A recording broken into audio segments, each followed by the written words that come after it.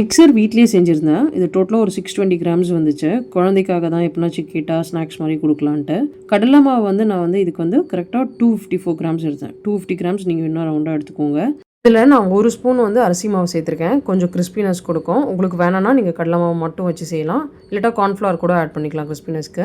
கொஞ்சம் சில்லி தூள் சேர்த்துருக்கேன். அதுக்கப்புறம் 6 கிராம்ஸ் சால்ட் சேர்த்துருக்கேன். கரெக்டாக இருக்கும் 250 கிராம்ஸ்க்கு. இது எல்லாத்தையும் நல்லா மிக்ஸ் பண்ணிவிட்டு நம்ம தேவையான அளவு தண்ணி ஊற்றி பிசைஞ்சுக்கணும். தண்ணி கொஞ்சம் கொஞ்சமாக ஊற்றி நம்ம நல்லா பிசைய ஆரம்பிக்கணும். ஏன்னா நிறைய தண்ணி ஊற்றினா ரொம்ப தண்ணி ஆகிடும். சீக்கிரமாக கடலை மாவு சப்பாத்தி மாவு மாதிரிலாம் இல்லை, கொஞ்சம் தண்ணியிலே ஈஸியாக கம்பைன் ஆகிடும். இந்த மாதிரி நல்லா சாஃப்டாக இருக்கணும். அப்போ தான் நம்ம முறுக்கு குழலை போட்டு ப்ரெஸ் பண்ணும்போது ஈஸியாக ப்ரெஸ் பண்ண முடியும். இல்லாட்டா நம்மளுக்கு ரொம்ப கஷ்டமாக இருக்கும். ஹார்டாக இருக்கிறதால ப்ரெஸ் பண்ணவே முடியாது. இதுக்கப்புறம் முறுக்கு குழல் எண்ணெய் தேய்ச்சிட்டு நான் மாவு உள்ளே போட்டுட்டு ப்ரெஸ் பண்ண ஆரம்பிச்சிட்டேன்.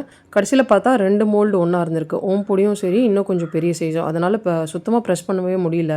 அப்புறம் செக் பண்ணி பார்க்கும்போது தெரிஞ்சிச்சு 2 மோல்டு இருக்குன்னு. ஸோ நான் அந்த பொடியை எடுத்துகிட்டு கொஞ்சம் பெரிய ஹோல் அது போச்சு முறுக்கு புழிஞ்சிட்டேன். ஸோ இந்த மாதிரி நம்ம புளிய போது ஈஸியாக இருக்கும். இதுவே நம்ம ரொம்ப தண்ணி கம்மியாக போட்டு பிசைஞ்சோன்னா நம்மளால் ப்ரெஸ் பண்ணவே முடியாது. ரொம்ப ஹார்டாக இருக்கும். அப்படி இருந்துச்சுன்னா நீங்கள் மறுபடியும் கொஞ்சம் தண்ணி தெளித்து அவன் நல்லா பசைஞ்சிட்டு நீங்கள் முறுக்கு குழாயில் போட்டு ப்ரெஸ் பண்ண போது உங்களுக்கு ஈஸியாக இருக்கும். இந்த மாதிரி போடும்போது நல்லா பபுள்ஸ் வரும். ஸோ பபுள்ஸ் 2 சைடுமே நம்ம திருப்பி போட்டுட்டோன்னே பபுள்ஸ் கொஞ்சம் கம்மியாகிட்டோன்னே நம்ம எடுத்து வச்சிடலாம். உங்களுக்கு டைம் இல்லைன்னா நீங்கள் இது மட்டும் ரெடி பண்ணி ஒரு ஏர்டைட் கண்டெய்னரில் ஸ்டோர் பண்ணி வச்சுக்கலாம். 1 மாதம் தாராளமாக இருக்கும். குழந்தை கேட்கும் போது ஒரு ஸ்நாக்ஸ் மாதிரி கொடுத்துக்கலாம். இதை உடச்சி வேணுமா டப்பாவில் போட்டு வச்சுக்கோங்க.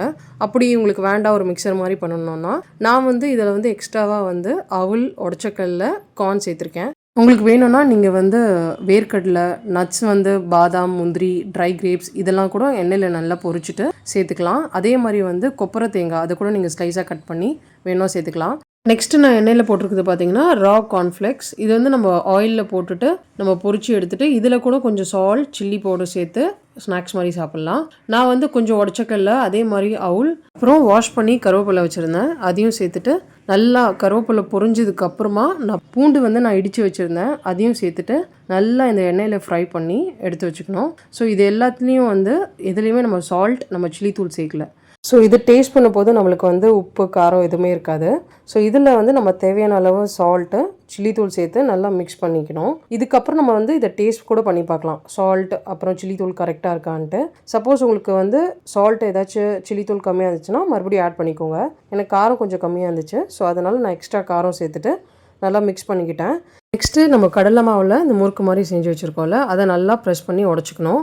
இதில் நம்ம சால்ட், காரம் எதுவும் ஆட் பண்ண தேவையில்ல. ஏன்னா நம்ம ஃபஸ்ட்டே ஆட் பண்ணி தான் இதை ரெடி பண்ணி வச்சுருக்கோம். ஸோ இது எல்லாத்தையும் நல்லா உடச்சதுக்கப்புறமா நம்ம ஏற்கனவே ரெடி பண்ணி வச்சுருக்கிறதுல 2த்தையும் ஒன்றா சேர்த்து நல்லா மிக்ஸ் பண்ணிடணும். இது 2த்தையும் நல்லா மிக்ஸ் பண்ணிட்ட உடனே நம்ம காரம், சால்ட்லாம் எப்படி இருக்குன்னு செக் பண்ணி பார்க்கலாம். எனக்கு கரெக்டாக இருந்துச்சு. அதனால் நான் எக்ஸ்ட்ரா எதுவுமே ஆட் பண்ணல. உங்களுக்கு காரமோ சில்லியோ ஏதாச்சும் தேவைன்னா இந்த ஸ்டேஜில் கூட ஆட் பண்ணி எல்லாத்தையும் ஒன்றா மிக்ஸ் பண்ணி இதை ஒரு ஏர்டைட் பாக்ஸில் ஸ்டோர் பண்ணி வச்சோன்னா மேக்ஸிமம் 2 மந்த்ஸ் கெட்டு போகாது. மோஸ்ட்டாக நம்ம பண்ணுற குவான்டிட்டி கம்மி தான். ஸோ நம்ம கெஸ்ட்டு இந்த மாதிரி ரிலேட்டிவ்ஸ்க்குலாம் கொடுத்தோன்னா இது மேக்ஸிமம் ஒரு 1 மந்த்லேயே காலியாகிடும். 1 மந்த் கூட இல்லை, 1 வீக்லேயே காலியாகிடும். குழந்தை பார்த்தீங்கன்னா நான் செய்ய ஆரம்பிச்சதுலேருந்து எல்லாமே டேஸ்ட் பண்ணிவிட்டு கரெக்டாக சால்ட், உப்பு இருக்கான்னு சொல்லிட்டே தான் ரொம்ப நேரம் வெயிட் பண்ணால். ஸோ எல்லாம் மிக்ஸ் பண்ணோன்னே ஃபஸ்ட்டு அவளுக்கு ஒரு பவுலில் போட்டு கொடுத்துட்டேன். எனக்கு கரெக்டாக 620 கிராம்ஸ் கிடச்சிச்சு. நீங்கள் குவான்டிட்டி ஆஃப் கடலை மாவு அதிகமாக பண்ணிங்கன்னா உங்களுக்கு இன்னும் அதிகமாக கிடைக்கும். 1/2 லிட்டர் ஆயில் இருந்தால் போதும். இது தண்ணி படாமல் இருந்துச்சுன்னா 2 மந்த்ஸ் கெட்டு போகாது.